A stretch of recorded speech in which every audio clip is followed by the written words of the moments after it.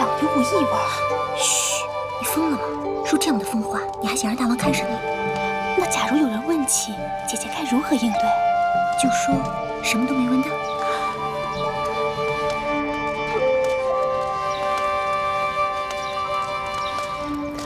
你等退下，后面的上前来。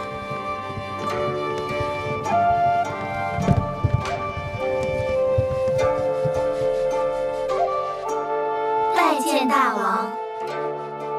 抬起头来。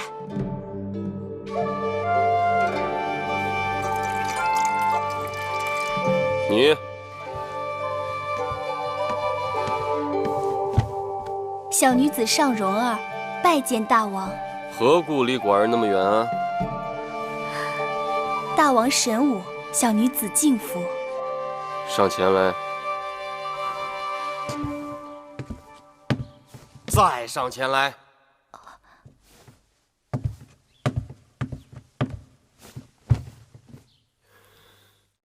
寡人问你，你可闻到什么气味没有？说话呀，闻到没有？香味儿，整个大殿都是熏香的气味。哼，还磨叽什么？别耽误了别人的好时辰，快走吧。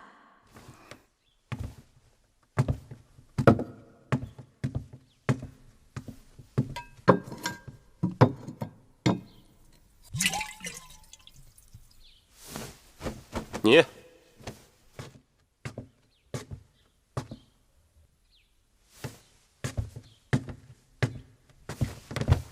民女圆珠，洞庭人士，拜见大王。抬起头来。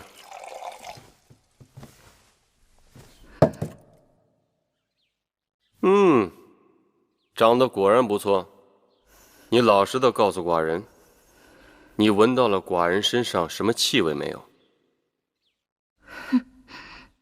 寡人身上的气味。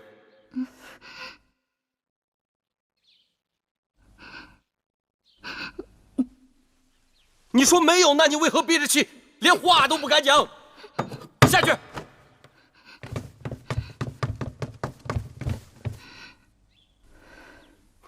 你。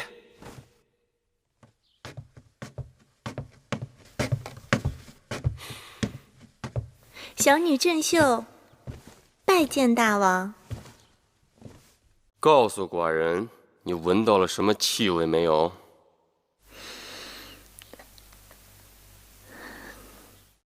是的，小女子真真切切地闻到一股气味。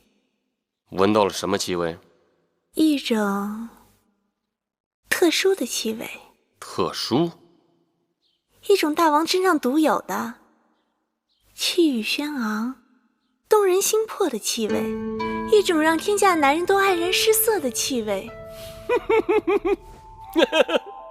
说得好，说得好！来，寡人身边来。是大王。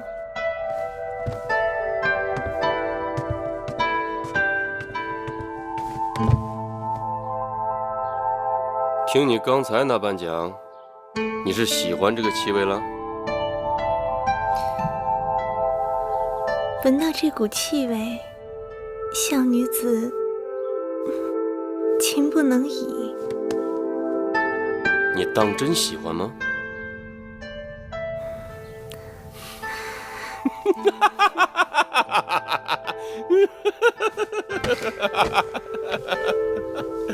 今日寡人见了那么多个，只有你最合寡人的心意。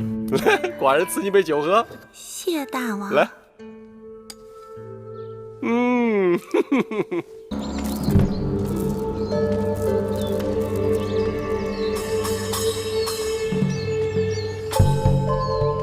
大王，这里青山绿水的，真是个好地方啊。青山再好，好不过你秀色可餐。大王。大王，母后何事？今日祭奠先王，要焚香奠酒，礼拜插礼。公子公主们要站到前面，嫔妃要按照位分排到后面去。爱妃，委屈你了。反正这种事情，我也不愿意站到前面去。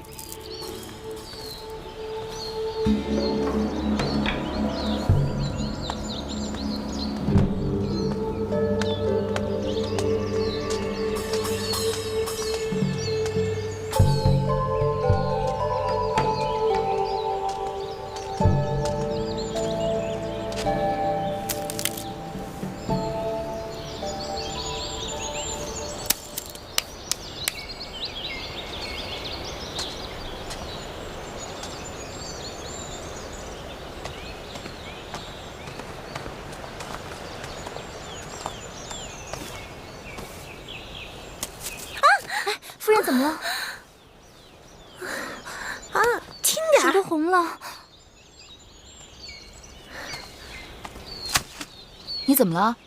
我不知道被什么东西咬了一下，你看都成这样了。别怕，我有办法。好疼啊！夫人，您再忍忍。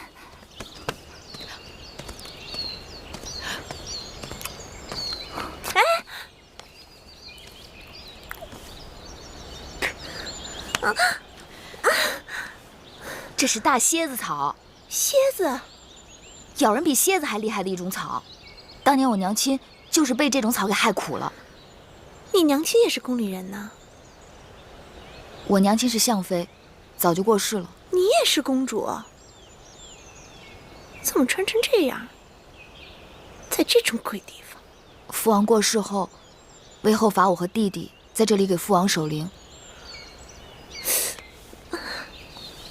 好了，这草清热解毒，再过1-2个时辰，你的手就没事了。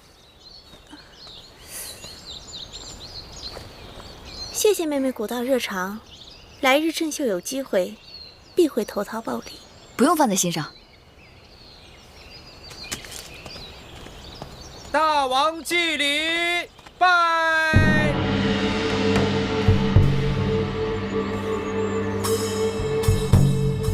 起！大王奠酒。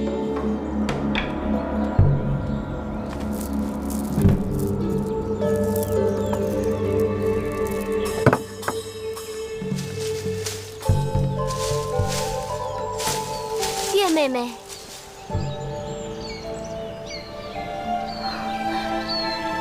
是月妹妹吗？舒姐姐，月儿正想找你呢。月儿好久没有看到你了，月儿好想你啊。是啊，见你好难，我适才也到处找你呢。我刚好给一个面生的姐姐帮了点忙。哼，再拜。起，退，众公子祭灵。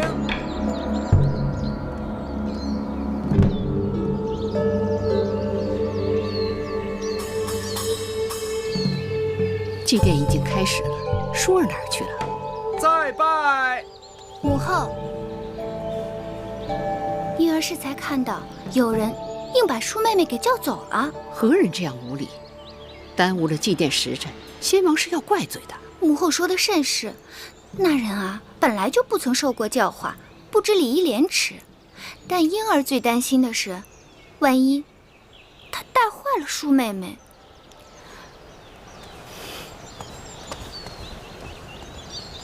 退！你们在这儿有肉吃吗？好大的胆子！母后，魏后，多年未见，没想到你比我想象的还不堪。芈月不知做错了何事，让魏后震怒，还跟我顶嘴，跪下！你自甘堕落罢了，还竟敢教坏我的舒儿！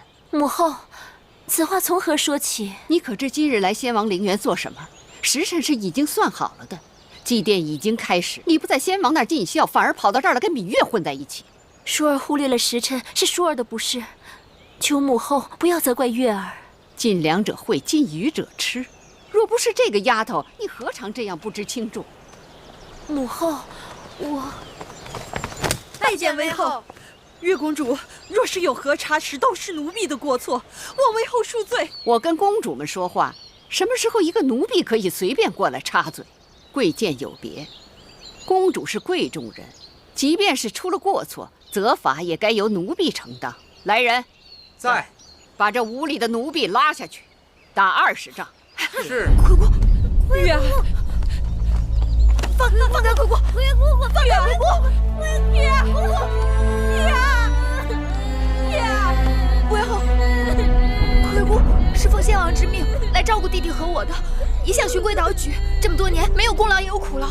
念在他年纪大了，受不起这20杖，望为后饶过魁姑。母后，求你放过魁姑吧。即便是先王之名又如何？先王仙逝多年，那些曾在先王身边待过的阿猫阿狗，以为可以永远得到先王的庇荫？都是月儿的错，都是月儿的错，请为后责罚于我，放过魁姑。他是奴婢，带你们受杖那是本分，你们还为了他自请责罚，真是失了体统。好了，祭奠时辰不等人，你们赶快起来，马上到先王的灵前奠酒焚香吧。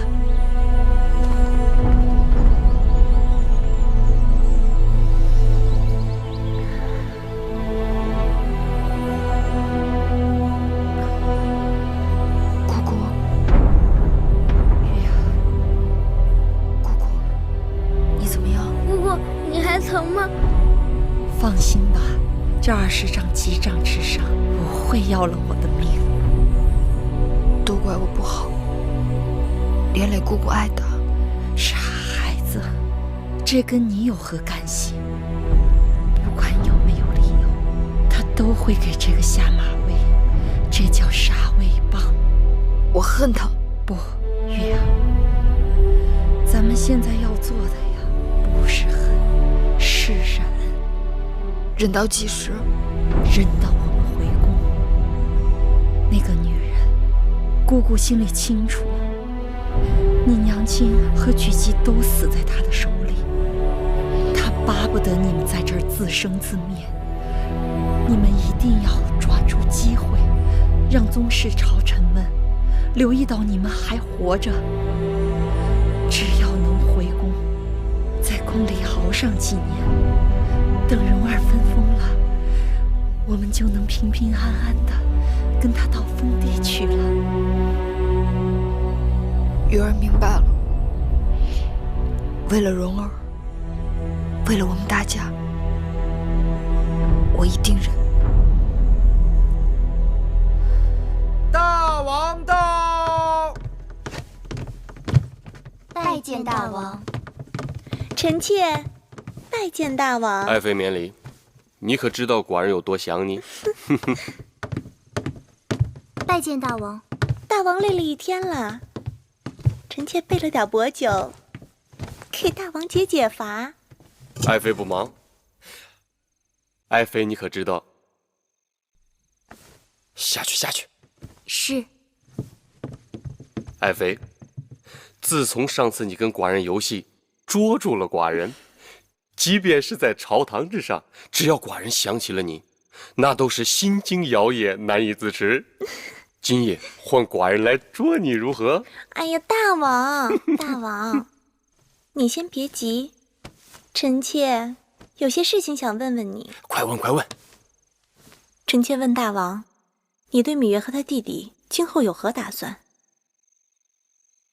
今日真是奇怪，屈子来向寡人提议，想让那芈月、芈蓉回宫受教，母后呢就坚决不同意。现在你又来问寡人，为何呀？在陵园时，芈月曾帮助过臣妾。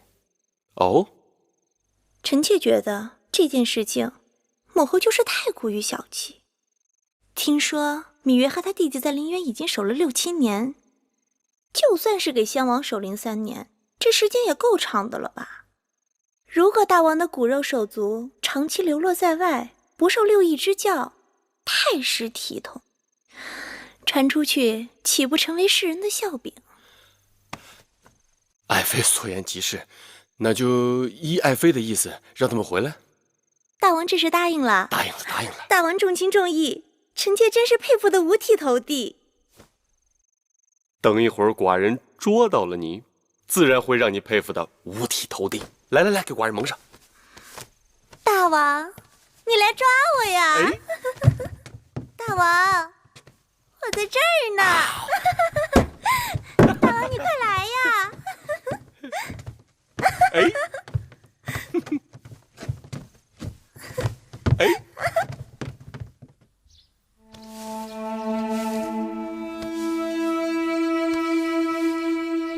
母后，舒服吗？微后，听说大王要让芈月、芈容他们回宫了，连屈子都在替他们说话，大王自然是顺水推舟了。那个芈月自小是个害人精，微后可得留意了。母后不用过于担忧，婴儿想将那芈月收进宫里头也好，放在外头太让她逍遥自在了。收进来，再厉害的精怪也不敢在母后面前兴风作浪啊。瞧瞧，这偌大的后宫，属婴儿这张小嘴最会说话。哼！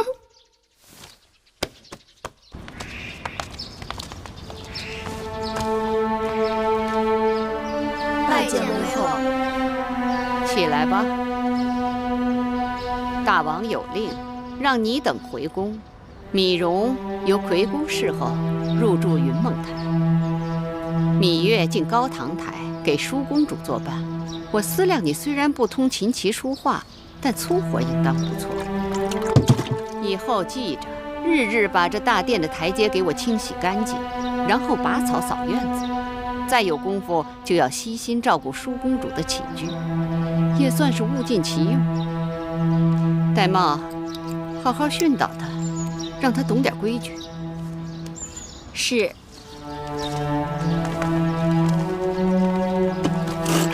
月儿，这擦地的活姑姑帮你干。回宫记性这么坏呀？才几日就忘了那顿杖责了？姑姑，你带蓉儿回去吧，这点活我干得了。月公主，在奴婢这儿可别想偷奸耍滑，好好干活吧。回去吧。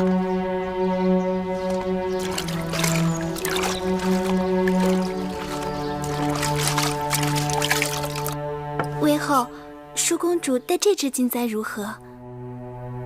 那这只呢？好啦，今日习练少司命祭舞，时辰都要到了，带哪个不一样啊？就它吧，快点儿。随她吧。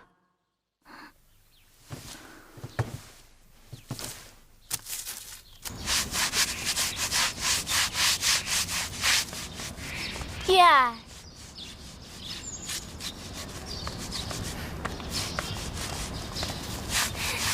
月儿，姐姐，快跟我走吧。去哪儿啊？管他哪里，走就是了。快走。月公主，台阶擦干净了吗？已经很干净了。可上面明明还没擦。我说干净就干净了。舒公主，微后有旨，月公主不需要习练祭舞。那母后也没有下旨说月妹妹不许看本公主习练祭舞吧？走。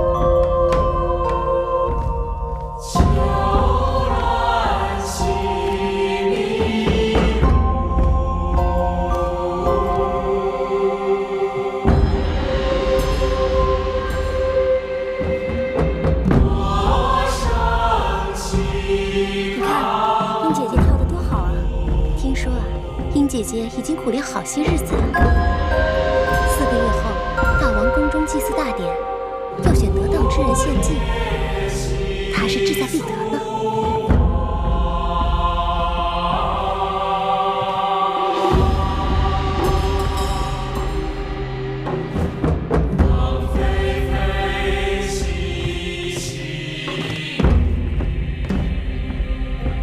好，二位公主辛苦了。淑公主，这支少司命祭舞您习练的不够，此舞中要有手捏兰花的优雅，淑公主似有所不及。此舞却不是淑儿所长。淑公主的不及在于习练的不够，殷公主的不及却在于习练的过于刻意。我哪里跳得不好啦？难道习练多了也是错吗？公主们天生娇贵，生而自有俸禄彩艺。若论习练琴棋书画、礼乐骑射，乃至于女工厨艺、当家理政，是为了陶冶情操、增广见识，不至于五谷不分、四体不勤、雅俗不变、遇事不知。所以，让公主们习练的宗旨是什么呢？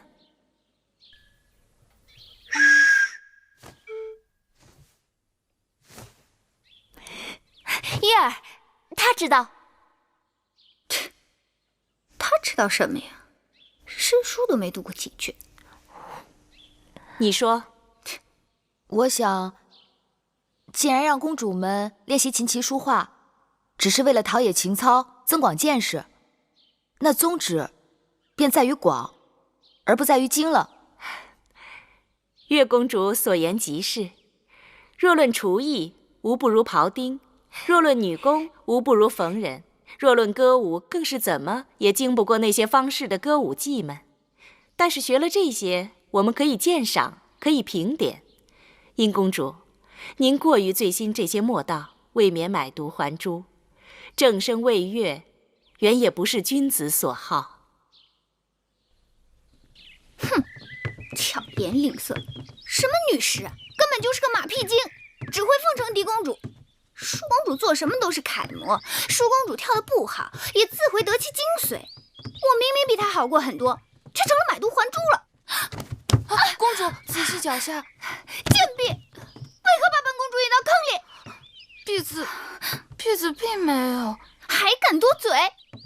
殷姐姐不必使气，没有跌伤便好。跌不跌伤是本公主自己的事儿。可笑的是，如今出身微贱之辈，也都来冒充公主，还到处称姐道妹。殷姐姐不是未老先衰，目力苦短吧？这长廊平坦本无坑洼，你怎么就能看出坑来了呢？所以看人低矮猥琐也不足为怪了。月儿，姐姐，你们这儿好热闹啊，何事如此有趣？月儿听说殷姐姐近来贵体欠安，经常耳聋眼花，有便切勿耽搁，要找御医及早医治才是。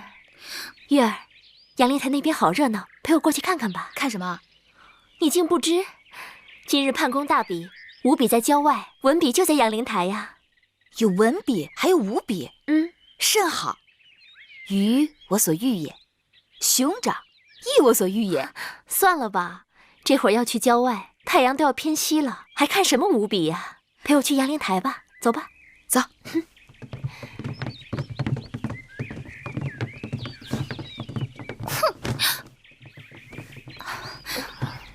公主，是否即刻回宫？多嘴！我也去杨凌台。你们看，你们看，快来啊！是那边吗？就是那边来。哎呀，好多人呢！是啊，他们都来参加今日的文比呀，个个都是气宇不凡呢。今日啊，真可谓是人才荟萃呢。哎，你们说是不是啊？真是啊！我看看，让上我看看。那个美少年是谁啊？我知道，那个呀是唐乐。那个就是写章台赋的唐乐呀。听说他和宋玉、景钗三人被称为继屈子之后年轻一代的三大才子呢。是吗？哪个？我看看。舒妹妹，你看，后面那个更是气质不凡。是穿黄衣服那个吗？不是，第4个，穿红衣服那个。哦，那个我知道，那个就是写《大昭之赋》的景钗。原来《大昭之赋》是他写的，词藻华丽，读来倒也唇齿余香。只是过于米粒了。其实大昭之父不算什么，最厉害的是屈子新收的徒弟宋玉，据说能歌能赋，而且长相还格外俊美呢。哎，你看，景差后面那个就是宋玉，看见了吗？还真是好模样，但愿内外皆是一般的锦绣。我看这场上的公子们都是才高八斗，学富五车，可不是我们大楚人杰地灵呢。就是啊。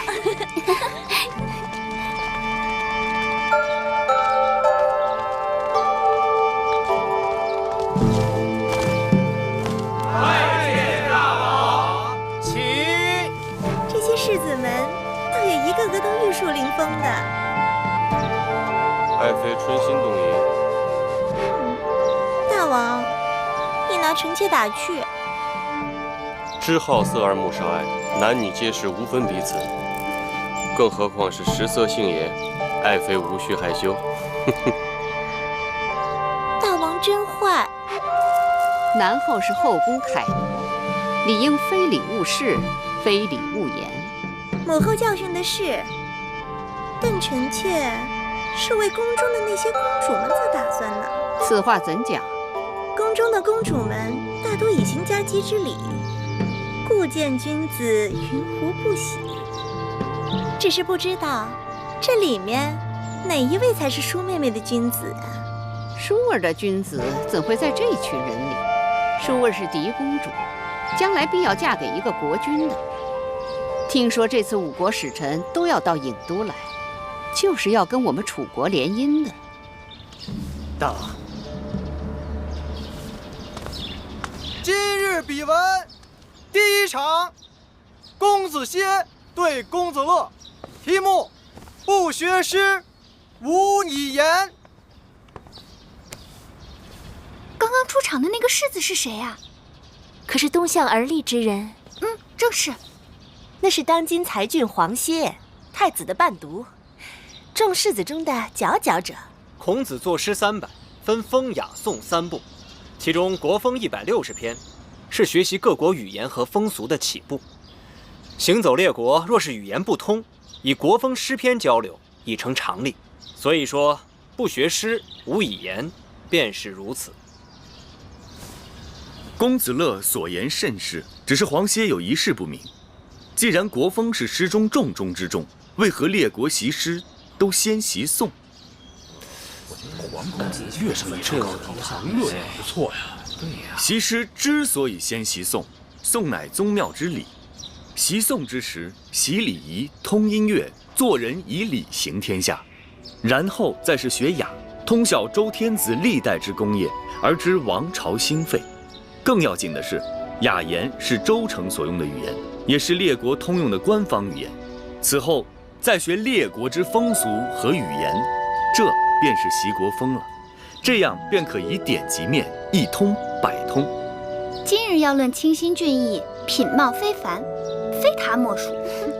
我觉得月儿适才还说殷姐姐耳聋眼花，此话可见有误啊。舒妹妹，好啦，我只听说黄歇文笔风流，潇洒倜傥，而且不光屈子推崇他，就连宫中的大臣们都很看重他的文采。屈子不在，这赛场上抢风头的尽是他的弟子。他在与不在有何区别？屈子游历5国，正在到处游说诸侯们搞合纵的。现在楚国里没有人比他的风头更劲了。依黄公子之言，这风雅颂的次第应该为颂在前，雅为后，风更次之。错，风以感发人之良心也。人心正而后有正论，风在前，雅在后。朋友正而后君臣正，故大雅次小雅；君德正而后成功，故颂次大雅。所以诗300篇中，雅颂皆起于风而次于风。哎呀，黄公子真是有学问啊！是有文呀。果然，百闻不如一见。今日比文，高手如云。月儿，依你之见，今日花落谁家啊？我不知道，皇公子人中翘楚，因而看，今日赢者，非他莫属。你那么稀罕他，我怎么就没觉出他的好呢？皇公子言之有理，但在下仍有一事不明：这从古至今，学子们为诗言志还是诗言情而争论不休，不知皇公子有何高见？在心为志，发言为诗，情动于中而行于言，言不足故嗟叹之。情即为志，志即为情，情志不可分家。受教。太厉害了，真厉害！皇公子果然学识渊博。就是啊。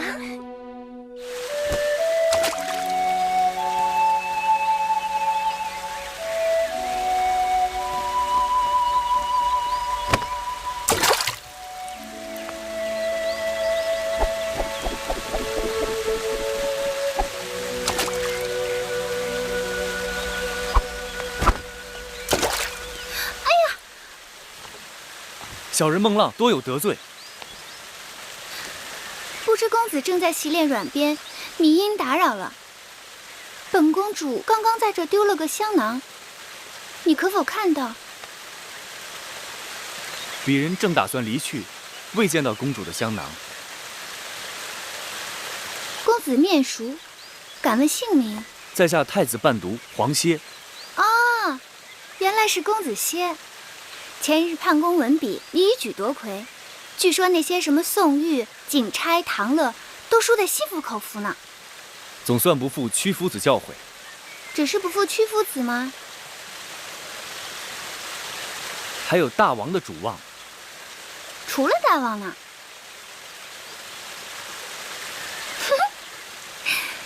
你也算没有辜负本公主的厚望。赛前我曾与人打赌，说你必赢。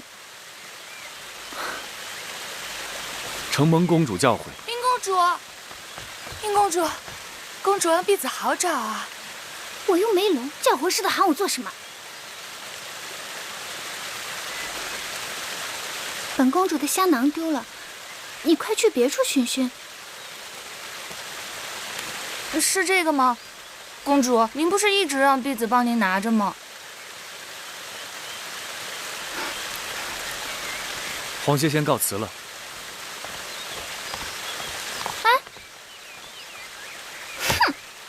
是个呆子。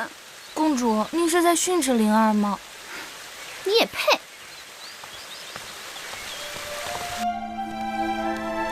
姑姑，回姑，姑姑，月儿，姑姑，月儿，我想死魁姑了。月儿好像变白了，但是瘦了。姑姑可好？好，姑姑再好也比不上你们了。快坐。眼看着你们一天天长大，连蓉儿、小冉都变成翩翩公子，仪表堂堂了。蓉儿呢？出去了，跟几个公子去郊外骑马了。小冉呢？在郑伯那里可安分。听说读书不大用心，但极喜爱舞刀弄枪的。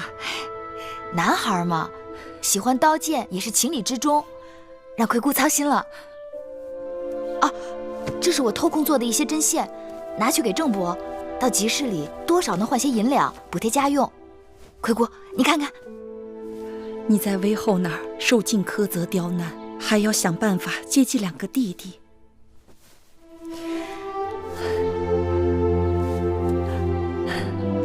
玉儿这针线是越做越好了。姑姑，你的眼睛怎么了？不碍事的，已经有些日子了，看什么呀，眼前都是雾蒙蒙的，大概是快入夏了，暑热闹的，一立秋就好了。我看看。姑姑，这是翳，是眼疾，你的眼睛里长翳了。人老了，不中用了。姑姑，你这是积劳成疾，是给累的。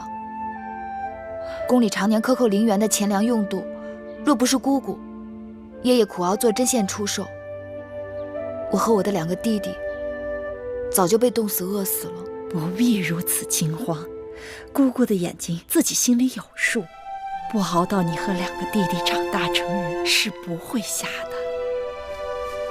姑姑，你放心，我一定要想办法治好你的眼睛。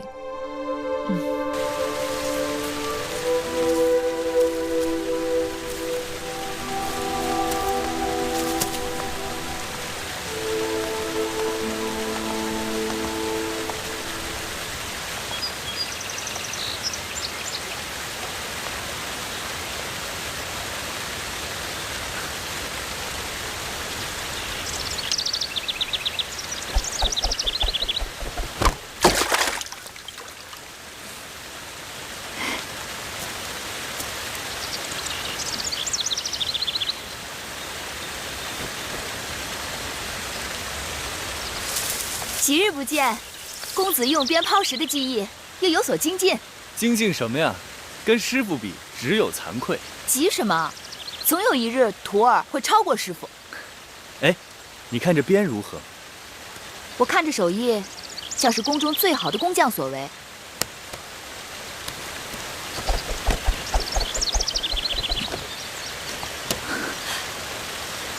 男儿所用的大鞭都较为粗壮。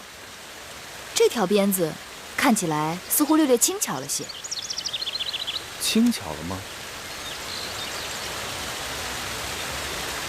那正好送给月儿用。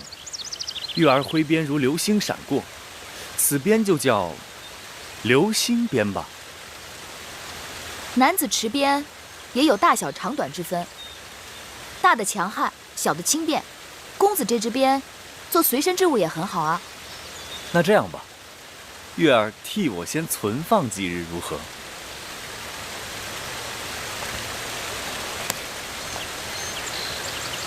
适才我见你在地上寻寻觅觅，不知你在寻觅些什么？魁姑患了眼疾，女医治曾告诉我，野菊金银花护肝明目。我已然采集煎汤给魁姑饮用，可昨日又得一秘方，说黄连清热解毒、泻火燥湿，若能将新鲜黄连的根茎碾碎，敷于眼疾处，效果极佳。可我寻遍宫内外，却找不到一株黄连。楚国虽产黄连，可是都长在高山峻岭之处。若要在这隐都寻到一株黄连，恐怕是难了。有一个地方，或许可以试试。哪儿？走。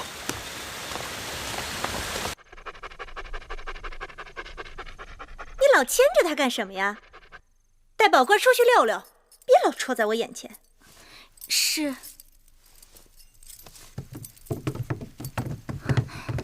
夫人，怎么样？打听到了吗？大王去哪儿了？大王在魏后那里用的晚膳，原本要来咱们兰桂台的，但魏后说赵姬怀孕，多日不适，硬是逼着大王去了赵姬处。昨日大王就去了赵姬处，今日又去，也不知道魏后收了赵姬那个小贱人多少好处孝敬，天天袒护他，处处与我作对。去，差人告诉大王说公子兰病了，我看他来不来。是。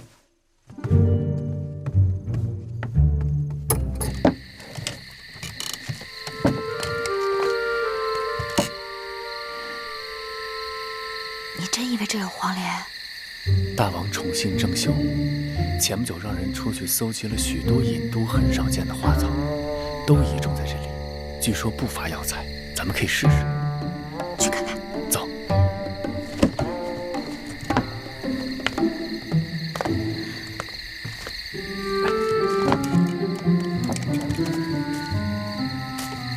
你看看，这园子里多少难得一见的兰花香草，可惜郑袖是个俗人，这些花栽在这儿真是白糟蹋了。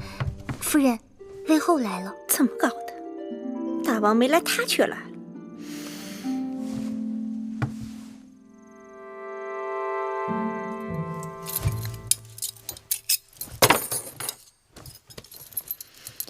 扶我。是。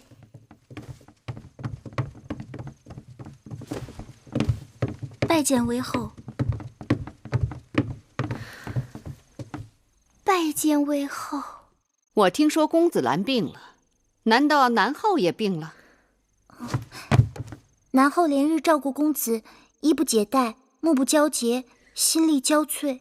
身为后宫嫔妃，就算儿女有疾，也要衣着鲜洁整齐，不可任意放纵，不顾妇容。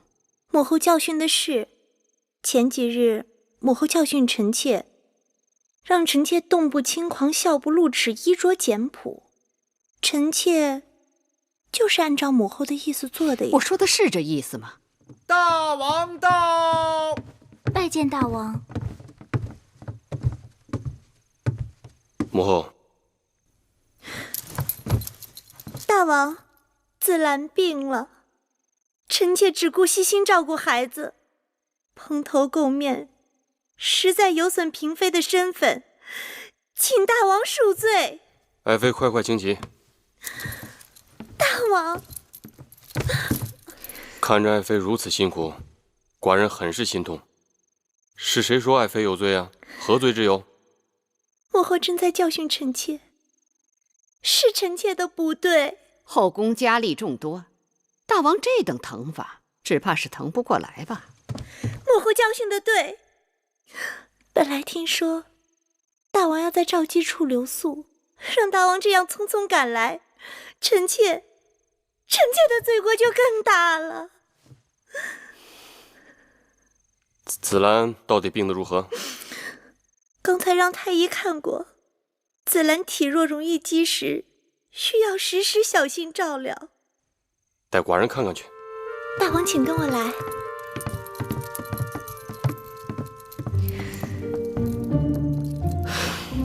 瞧，水会五味子，它浑身是宝，能祛风活脉，调气止痛，清肝明目，果子成熟后还香甜无比。既然如此之好，咱们就带回去给亏姑，这也算物尽其用。好啊，摘下来，我去那边看看。好。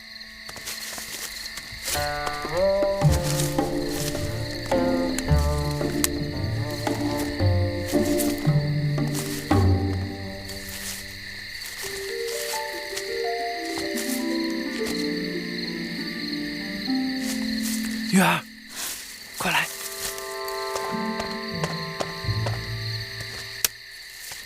黄连，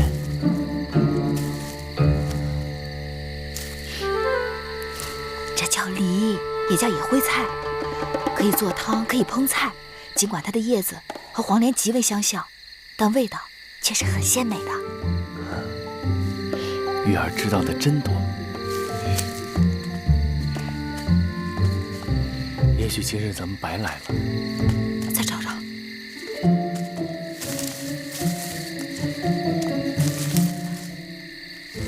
有了，黄连，这就是黄连。快把根挖出来。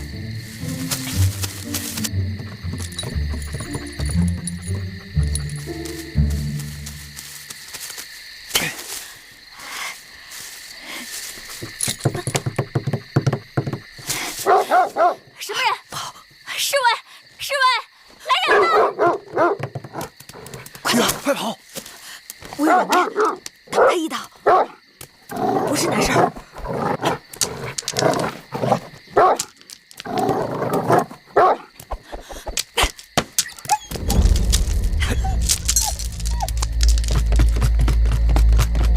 侍卫来了，被他们抓住可是大罪，快跑！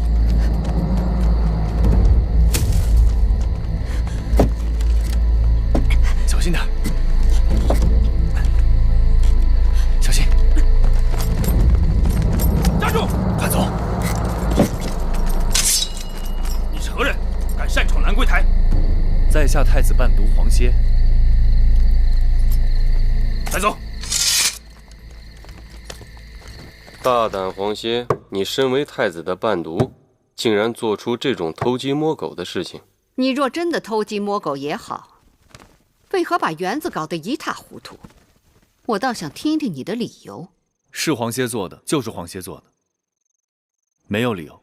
你也是知书达理之人，难不成跟我这园子有仇，跟我的宝官有仇？哎呀，黄歇啊，你要是这般死硬，就不要怪寡人对你不客气了。来人！大王，有人来投案自首，说大王抓错了人犯。什么？投案自首？带他进来。是。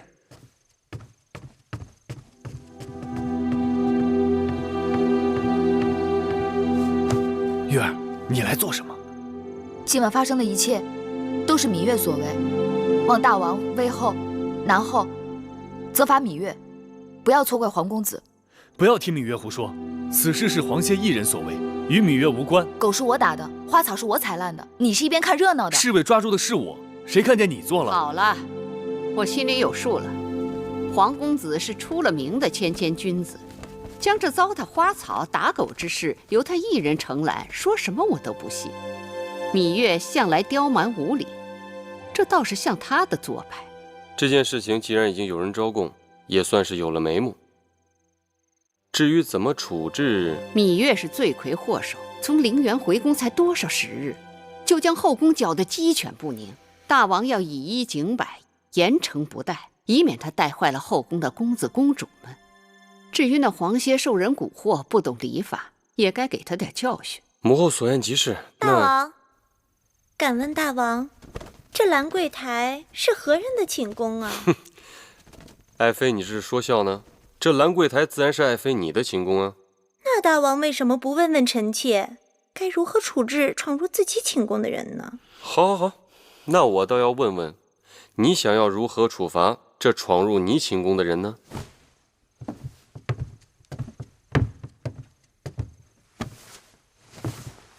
月妹妹，你这淘气也淘得太过分了。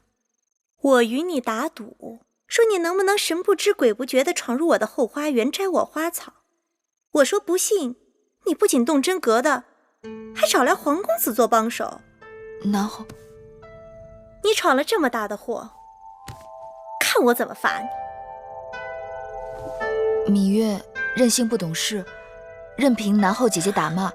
大王，你看看你这妹妹，娇嫩的跟朵花似的，我哪舍得打她骂她呀？你呀你俩怎么还不起来？真打算在我这跪一夜呀？此事不能就这么了结了，以后后宫还有没有规矩王法了？母后，这都是自家人，这规矩王法不都是大王一句话吗？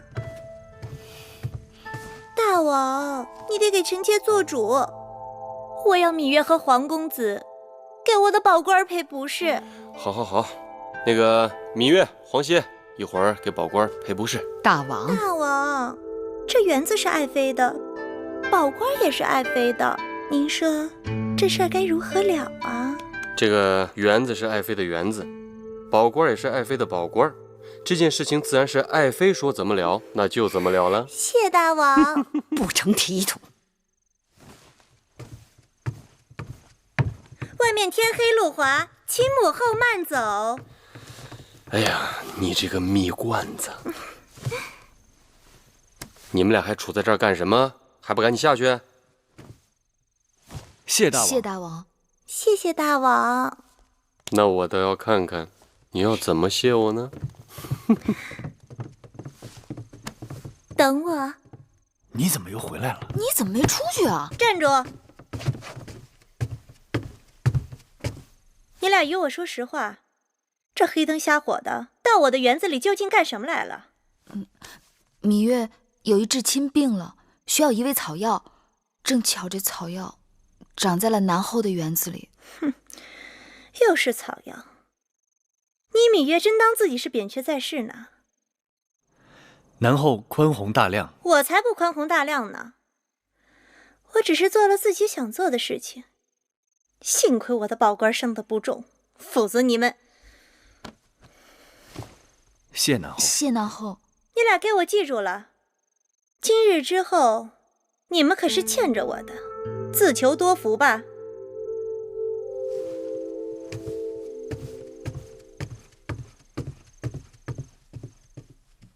母后还在为昨日的事情苦恼吗？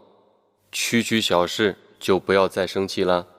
今日我叫你来，是听说五国使臣不久要到郢都，商议与楚国联姻之事。几个公主都到了出嫁的年纪，尤其是舒儿，她是你的亲妹妹，我们更应该为她早做些筹划。母后放心，舒儿的婚事，寡人从不敢掉以轻心。舒儿是我大楚的嫡公主，在寡人看来，想觅得佳婿并不难。在这几国当中，韩国的韩侯已婚，齐国齐王年老而齐太子尚幼，都不合适。或许燕国的太子哙、魏国的太子赤，还有赵国的赵侯雍，可以斟酌取舍。燕国太远且暗弱，魏国在走下坡路，而且求婚的是太子，都不如直接嫁给诸侯王最为有利。说起来，赵侯雍是最好的备选。他15岁继位，如今20多岁，且赵国都城邯郸又是出了名的繁华绮丽。寡人也听闻，这个赵侯雍胸怀大志，才智惊人，在列国当中倾慕他的公主不在少数。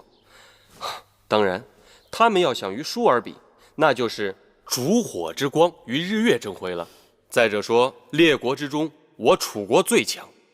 试问有哪一国的国君太子不想娶我楚国的嫡公主为王后呢？还有几个刚行过家姬之礼的公主，我也有所打算。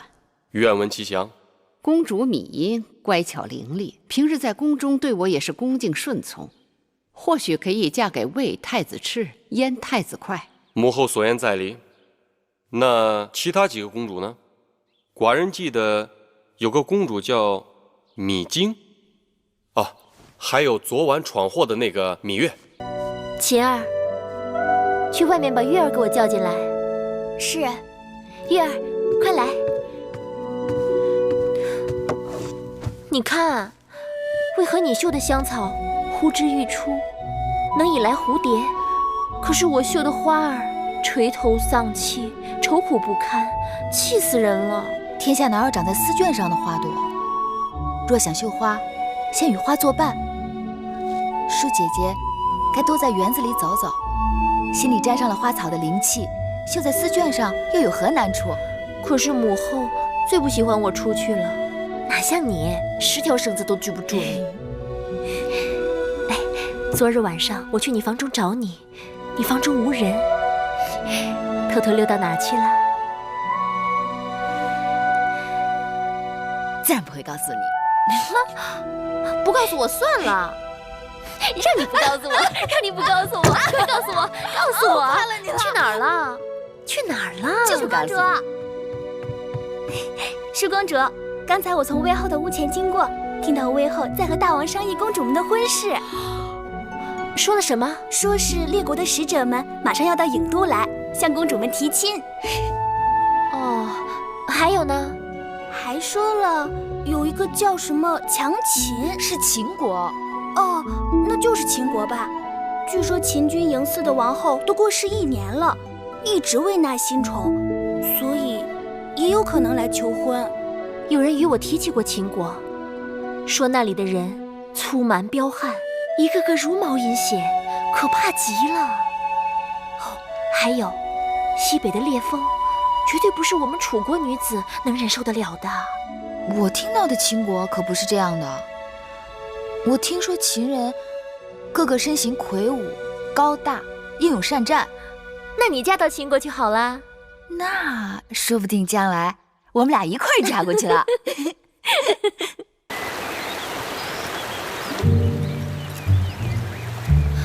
哎呀！公主，公主，好痛啊！金公主，你还好吗？崴脚了，实在是动不得了。黄公子，快帮帮我！哎呀！坐这里。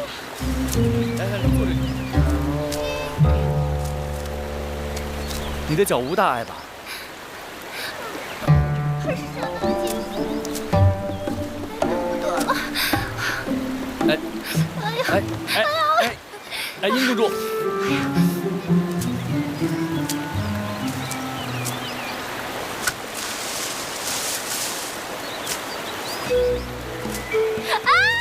有蛇！在哪儿？公主，好痛啊！有蛇就在那儿，有蛇！黄公子，姐姐，这哪里是蛇？就是蛇！这是条藤子，你看。不是蛇，这还真有点像蛇。你看，蛇在哪里？在这儿。原来是树藤啊！上次被那毒蛇吓得魂儿都没了，见到这种软塌塌的东西，就以为是蛇呢。没事就好。黄歇见过舒公主。月儿，你看他大惊小怪的，肯定把这书呆子吓得够呛。我哪里害怕？我是来救你们的。哎，你们在这里做什么？啊，我们在这帮月儿呢。月儿告诉我们，这些野菜名叫紫苏，这嫩叶儿或鲜食或做汤，味道都特别鲜美。若还有多余，可以晒干了存起来。你看，这满园子的紫苏长得多茂盛啊！我们想多摘一些，待会儿给膳房送过去。哟，黄公子跑得那么急，我还以为是谁掉进火里水里了。殷姐姐真好笑，我们大伙都在这儿平平安安的，谁能掉进水里火里呀？若不是这样，那黄公子是要赶着讨好哪位公主啊？殷姐姐说这话是何意？月妹妹用不着这么大惊小怪。黄公子喜欢的人，定是与你无关。前2日你不是还亲口和舒妹妹说，你根本就不喜欢黄公子吗？我喜不喜欢黄公子，与你有何干系？你若对他无意，就应当以实相告，免了黄公子云里雾里的巴望着。月儿，他的话可当真？子歇不信。黄公子，不妨问问别人。舒妹妹可以作证。你用不着费事了。我是说过，又怎么样？月妹妹，等等我！哎呀，你小心！月妹妹，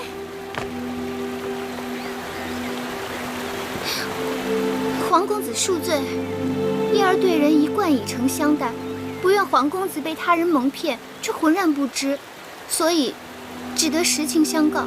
多谢殷公主以诚相待，可是我自小只喜欢芈月一人，别人就别枉费心机了。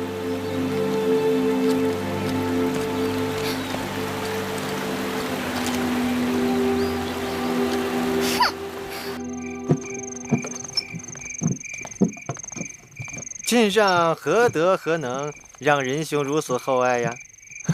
这些都是小意思。在下前来，是想送晋大夫一场大富贵。府上有好酒，你我边喝边谈。请。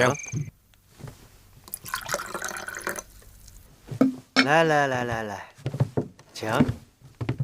晋大夫，请。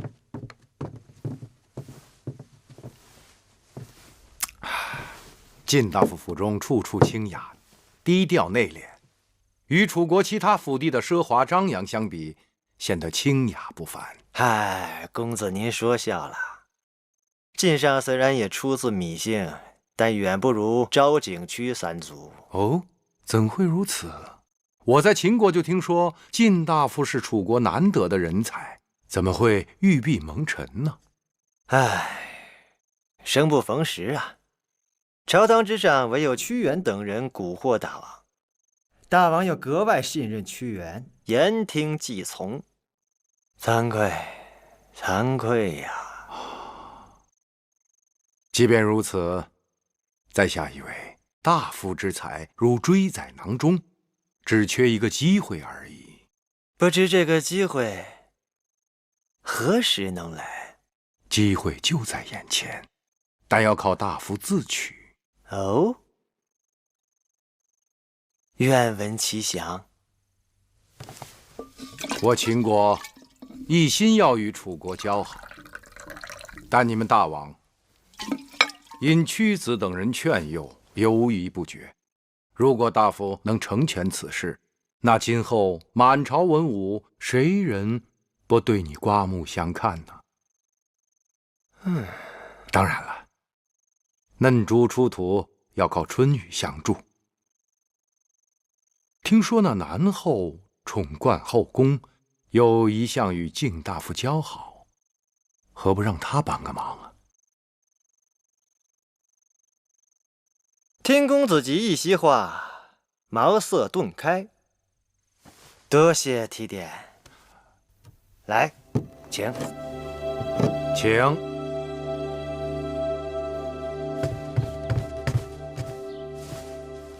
南后，您的那个同乡靳大夫来了。说是同乡，明明与我家还离着180里地。不过在这宫里也算亲的了，让他进来吧。是。上官大夫进上，拜见南侯。赐座。谢南侯。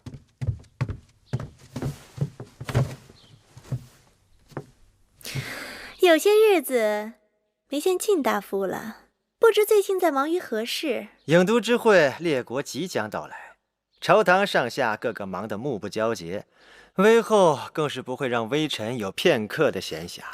郢都之会与微后有什么关系？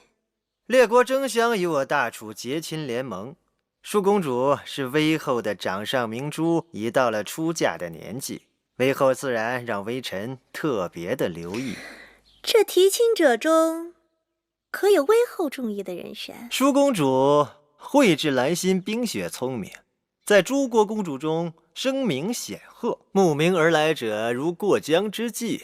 但在微后眼中，恐怕只有赵国国君赵侯雍一人。不过呢，秦王对淑公主也是情有所钟，想与我大楚联姻，结成秦楚之好。秦王还特意让微臣给南后带来了一份厚礼，还请南后笑纳。秦国那穷乡僻壤之地，能有什么好东西孝敬我呀？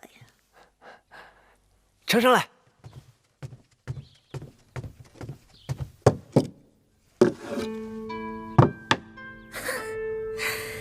也不是什么稀奇之物，不过大而已。啊，请南后关上门，拉上帘子。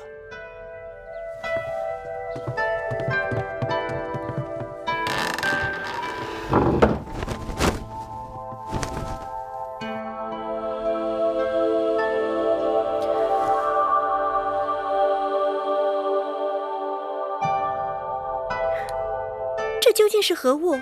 竟如此稀奇！这就是在西域名声大噪的夜明珠。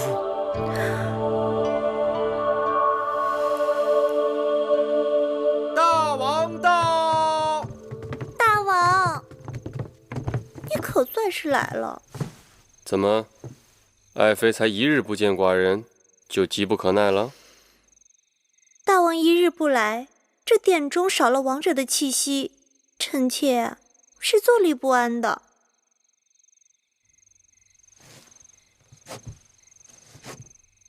寡人身上的气息，真有那么好？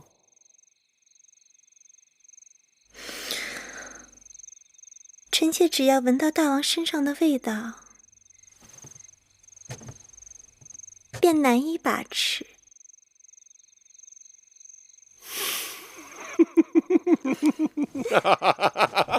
奇女子，大王莫急，臣妾给你看一样稀奇的东西。难道在这世上还有比爱妃你更稀奇的东西？你真坏，大王请。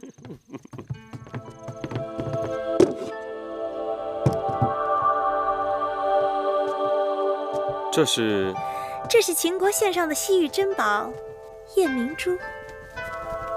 好东西，果然是个好东西。秦王对大王如此恭敬，大王是否也应该给他一点面子？此事麻烦得很。那个秦王现在想要与我楚国联姻，每日缠着求见，弄得寡人心里很是烦恼。这还不简单吗？楚国公主多的是，随便指派一个给他便是了。眼下我楚国正要与其他5国结盟来对付秦国，这个时候我怎能与秦王联姻呢？更何况这个秦王指定要娶的还是我楚国的嫡公主。唉，这可就难了。嫡公主只有一个，既然5国要和楚国联盟，嫡公主看来只能嫁给他们了。不过秦国也是大国，怎能随意开罪呢？是啊，现在最好就是有什么办法可以让那个秦王知难而退。臣妾倒是有一个办法，不知可否？什么办法？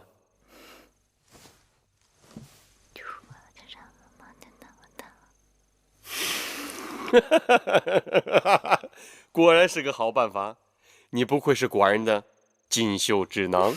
谢大王。寡人要好好的赏赐于你。那大王要怎么赏赐我呀？你说寡人要怎么赏赐于你啊？我不知道。